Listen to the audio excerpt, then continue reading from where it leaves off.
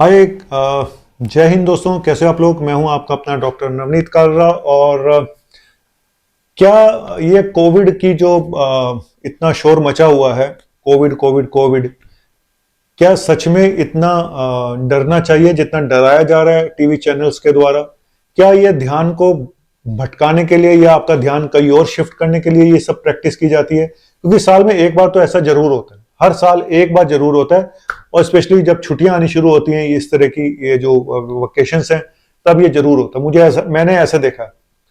लेकिन कितनी वास्तविकता, यही बोलते हैं ना हिंदी में, कितना सच है, कितना फसाना है, कितना अफसाना है। सच बात आज मैं आपको बताऊंगा। क्या डरने की बात है? क्या डेल्टा जैसा कोई वेव आ सकती है क्या?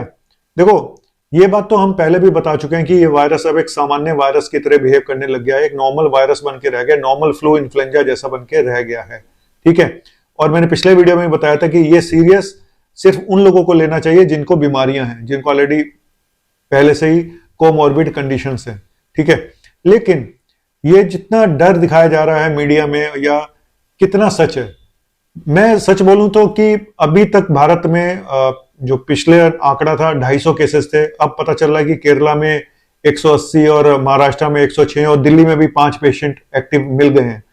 देखो, ये वैसे ही है कि ढूंढोगे तो मिलेगा, नहीं ढूंढोगे तो बैठे रहोगे। केरला में क्यों ज्यादा केसेस आते हैं? केरला में सर्विलेंस सिस्टम बहुत हाई होता है। वहां पे लोग टेस्ट कराते हैं, डॉक्टर टेस्ट कराते हैं। हमारे यहाँ ना तो हम लोगों ने भी टेस्ट कराना बंद कर दिया, और ना ही हमें लगता है कि, और आप लोगों को क्या टेस्ट कराने चाहिए कोविड का अगर आपको फीवर आता है तो?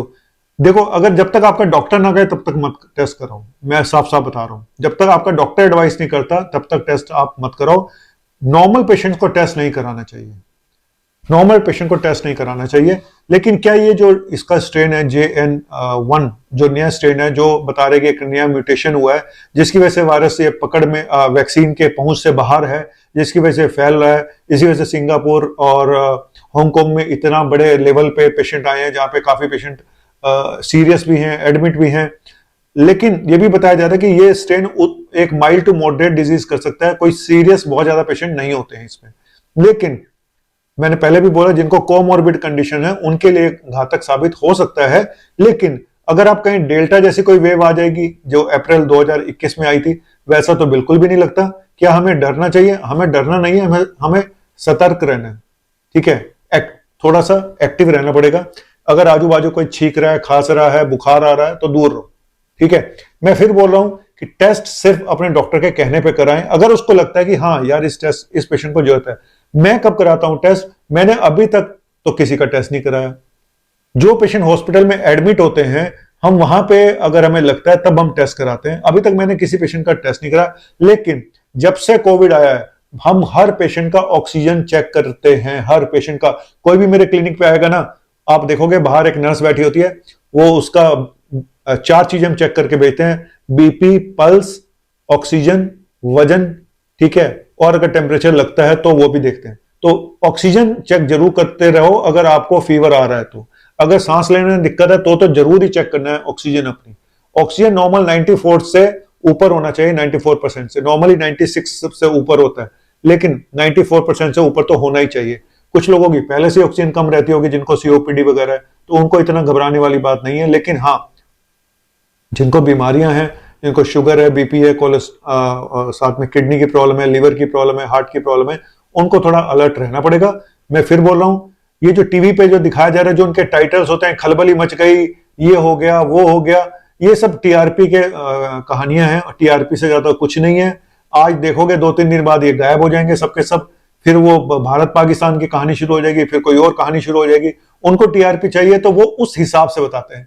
मैं जो बताता हूं, मैं एक्चुअल कंडीशन के हिसाब से बताता हूं। तो मैं यही बोलूंगा कि अभी फिलहाल मुझे नहीं लगता ऐसा कोई डरने वाली बात है। स्थिति को ऑब्जर्व करना पड़ेगा, नजर बना के रखनी पड़ेगी। कहते हैं कि एक बार का जला छाछ भी, दूध का जला छाछ भी फूक फूक के पीता है। क्योंकि चाइना का माल है तो फूक फूक के तो कदम रखने ही पड़ते हैं। ठीक है। लेकिन जितने भी हमारी ICMR है और बाकी संस्थाएं, वो सब ने यही बोला है कि कोई घबराने वाली बात फिलहाल नहीं है। और मुझे भी नहीं लगता। मुझे लगता है कि ये शायद अब लोग मिलेंगे, जो छुट्टियां हैं, जाएंगे, तो थोड़ा बहुत तो ये सब चीजें बढ़ सकती हैं। लेकिन हाँ, जस्ट इसको पर नजर रखनी पड़ेगी, इससे ज्यादा कुछ भी नहीं है। और कोई भी टेस्ट कराने की जरूरत नहीं है। बस, थैंक यू वेरी मच। और सिम्टम भी वैसे ही हैं, सिम्टम भी वैसे ही जैसे पहले थे, नजला, खांसी, बुखार, गले में दर्द। अगर किसी को सांस लेने में दिक्कत है तो उसको सीरियसली लेना चाहिए। सिर्फ एक ही सिम्टम है कि सांस लेने में दिक्कत, चेस्ट में हैवीनेस, ये दो सिम्टम याद रखना, चेस्ट हैवीनेस और सांस लेने में दिक्कत। इसके अलावा किसी ऑक्सीजन ड्रॉप होती है तो वो सीरियस है, किसी का बीपी ड्रॉप करता है वो सीरियस है, यही है। अदरवाइज तो नॉर्मल एक नजला, जुकाम, खांसी, दैट्स ऑल। इससे ज्यादा ये कुछ भी नहीं है और ना ही ज्यादा डरने की बात है। थैंक यू वेरी मच, शुक्रिया।